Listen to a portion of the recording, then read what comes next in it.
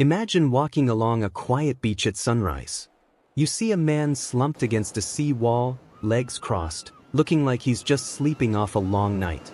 But as you get closer, the air feels different. He isn't moving. There's a half-smoked cigarette resting on his collar, and his face is perfectly calm. This was Somerton Beach, Australia, 1948. And this man was about to become the world's greatest puzzle. When the police searched him, the chills started. He was well-dressed, in a suit and tie, but he had absolutely no identification. No wallet, no passport, nothing. Then, they noticed something truly eerie. Every single label on his clothing, from his coat to his underwear, had been meticulously cut away with scissors. It was as if he had deliberately erased his own existence. The mystery only got darker at the morgue. His heart was congested, his spleen was massive, and his stomach was full of blood. It looked like he'd been poisoned. But the toxicologists found nothing. No known chemicals, no struggle, no marks of violence. He was a ghost in a suit. The investigators were desperate. Months into the case, they did one final, microscopic search of his clothes.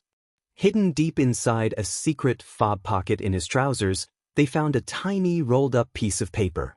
It bore two words in a strange font, Tamam Shud. In Persian, this means "it is finished" or "the end." Police eventually tracked down the exact book that paper was ripped from, a rare collection of ancient poetry. On the back cover of that book, someone had penciled in a mysterious, 5-line code of random letters. It looked like something straight out of a spy novel. To this day, the world's best codebreakers haven't been able to crack it. Below the code was a phone number.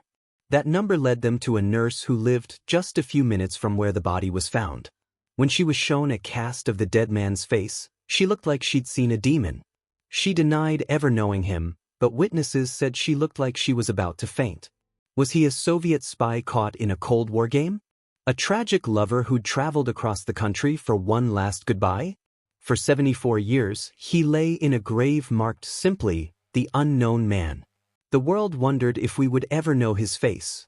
Then, in 2022, DNA experts finally broke the silence.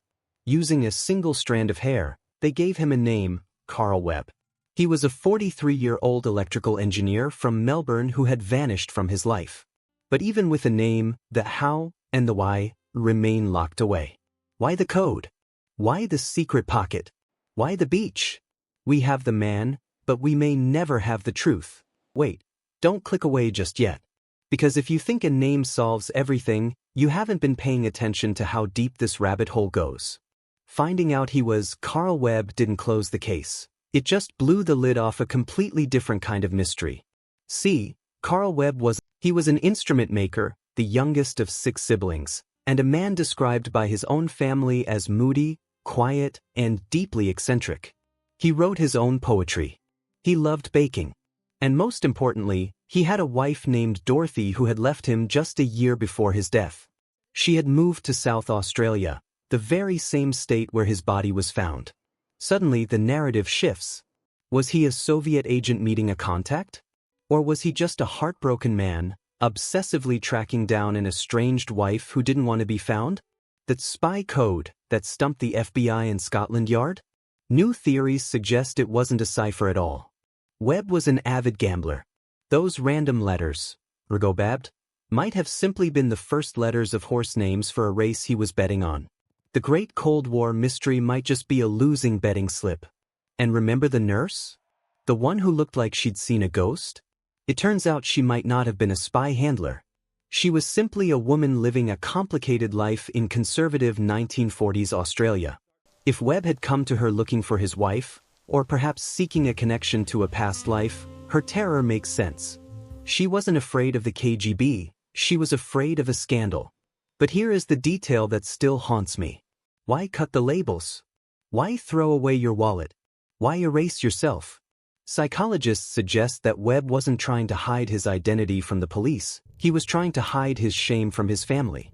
In 1948, suicide was a crime and a massive social stigma. By removing his name, he wasn't acting as a ghost in a suit, he was trying to spare his loved ones the pain of knowing he had given up. He wanted to disappear not just from the beach, but from memory. The poison?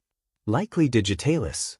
It fits the symptoms perfectly and, back then, was nearly impossible to detect in an autopsy. It stops the heart, leaving behind nothing but silence. So, we have a name. Carl Webb. But look at the picture of him on the beach one last time. A man who traveled 1,000 miles to a city where he knew nobody, dressed in his best suit, smoked a final cigarette, and watched the sun come up over an ocean he would never sail. He read a poem about the finality of death, ripped out the words, "It is finished," and closed his eyes. We know who he was now.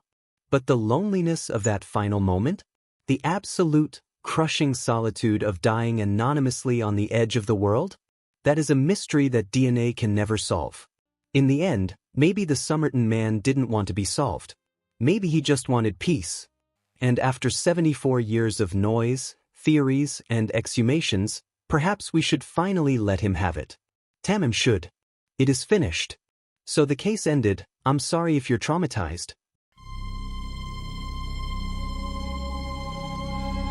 Welcome to Crime Reveals.